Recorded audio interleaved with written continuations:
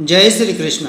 नमस्कार दोस्तों, स्वागत है आप सभी का हमारे चैनल भक्ति ज्ञान में। दोस्तों, आज मैं आपको अनंत चतुर्दशी के दिन सुनी जाने वाली गाज माता के व्रत की कथा सुना रहा हूँ।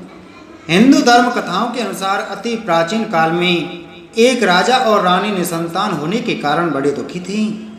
रानी ने एक दिन गाज माता का ध्यान करके उनसे संतान प्रदान करने की प्रार्थना की। रानी ने प्रण किया कि यदि मेरे पुत्र हुआ तो मैं भाद्रपद मास में गाज माता का व्रत एवं पूजन करूंगी और हलवे की कढ़ाई करूंगी। गाज माता की कृपा से रानी गर्भवती हो गई और उसे पुत्र की प्राप्ति हुई।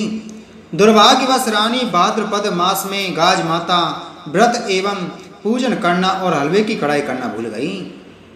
यह देखकर गाज माता रानी पर क्रुद्ध हो गई और उन्होंने पालने में सोते रानी के पुत्र को आंधी से उड़ाकर एक भील भीलनी के घर पहुंचा दिया। वो भील भीलनी गाज माता की भक्त थी। जब भील भीलनी ने अपने घर में पालने में सोता बालक देखा तो उनकी प्रसन्नता का ठिकाना नहीं रहा। वो भील भीलनी भी निसंतान होने से दुखी थी। घर पर अकस्मात बच्चे को पाकर भील दंपत्ति बहुत अति प्रसन्न हुए और बारंबार ईश्वर का धन्यवाद करने लगे। राजा रानी महल में अपने पुत्र को ना पाकर व्यथित हो उठे। राजा ने पूरे नगर में अपने पुत्र के खो जाने और ढूंढ कर लाने वाले को पुरस्कार देने की घोषणा करा दी।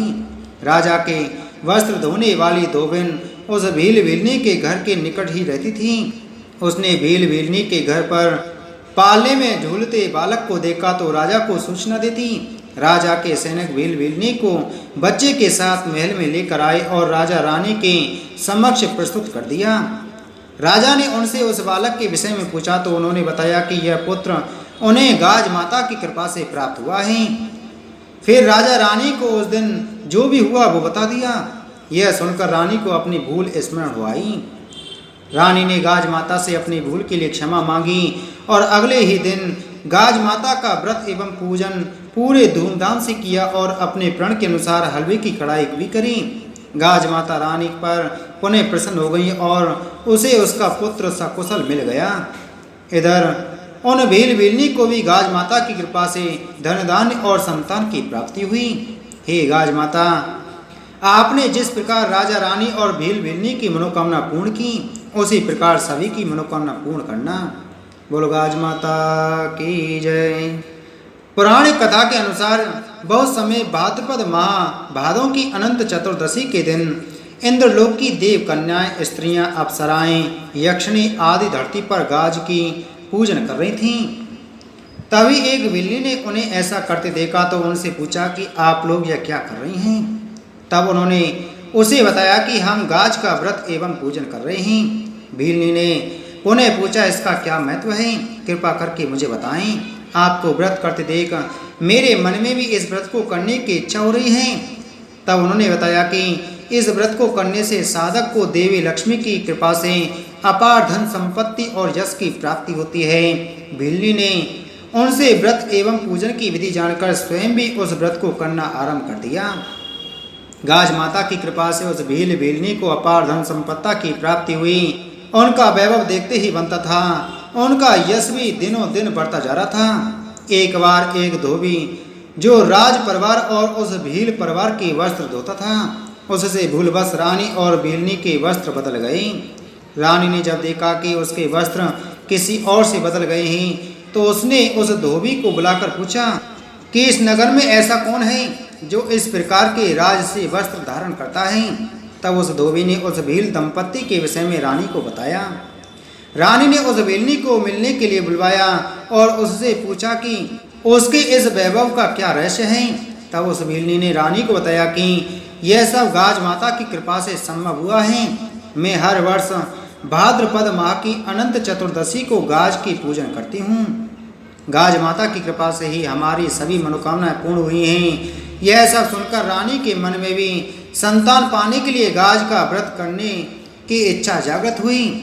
रानी ने भीलनी से व्रत की विधि पूछी तो भीलनी ने रानी को व्रत एवं पूजन की विधि बताकर कहा कि हे रानी, आप व्रत अवश्य कीजिए, किंतु इस बात का ध्यान रखना कि व्रत भंग ना हो। रानी ने भी गाज का व्रत करना आरंभ कर दिया। गाज माता की कृपा से रानी को पुत्र रत्न की प्राप्ति हुई।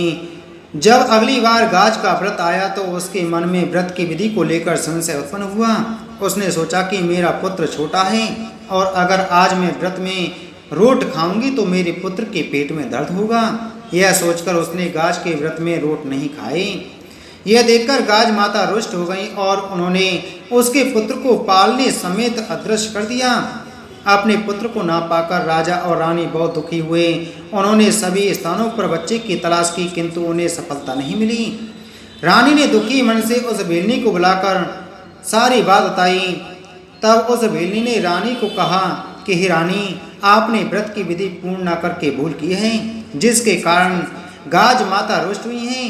आप उनसे क्षमा मांगो। तब उस रानी ने गाज माता से अपनी भूल की क्षमा मांगी और अगली बार जब उन्हें गाज का व्रत आया तो पूरे विधि विधान से श्रद्धा भक्ति के साथ रानी ने उस व्रत का पालन किया।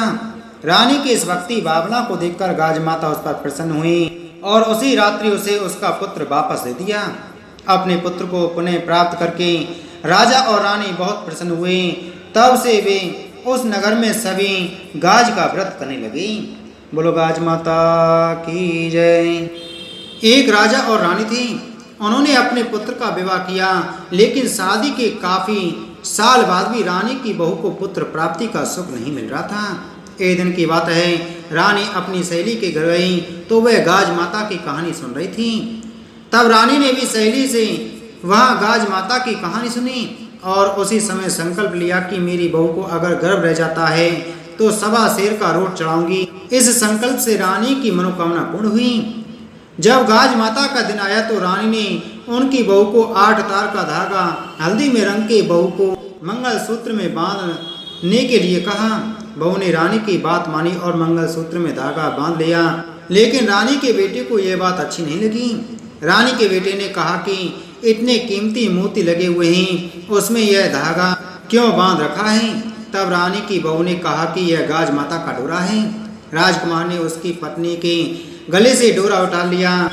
वहीं रानी ने गाज माता के नाम मोटा रोट बनाया। जब राजकुमार ने पत्नी को मोटा रोट खाते हुए देखा तो कहा कि यह रोट बहुत मोटा है, यह रोट खाओगी तो बच्चे का पेट दुखेगा, बच्चा अभी बहुत छोटा है, यह रोट मत खाओ। बहू ने वैसा ही किया और रोट नौकरानी को दे दिया। इससे गाज माता रुष्ट हो गई और तेज तूफान के साथ बेटे को ले गई और एक भेलनी के आंगन में छोड़ दिया। भेलनी को भी कोई बच्चा नहीं था तो यह देखकर भेलनी बहुत खुश हो गई।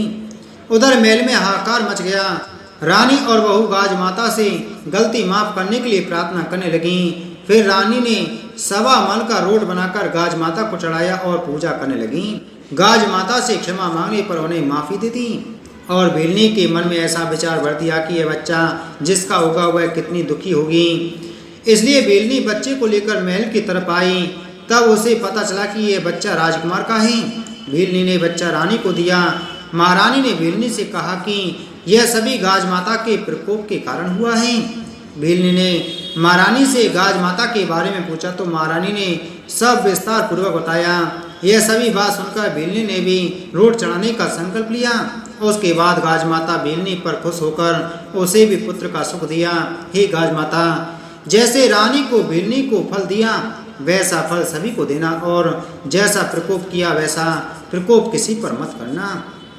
गाज माता की कहानी कहने वाले को, गाज माता की कहानी सुनने वाले को और हामी भरने वाले को व सभी के परिवार वालों को सुख देना।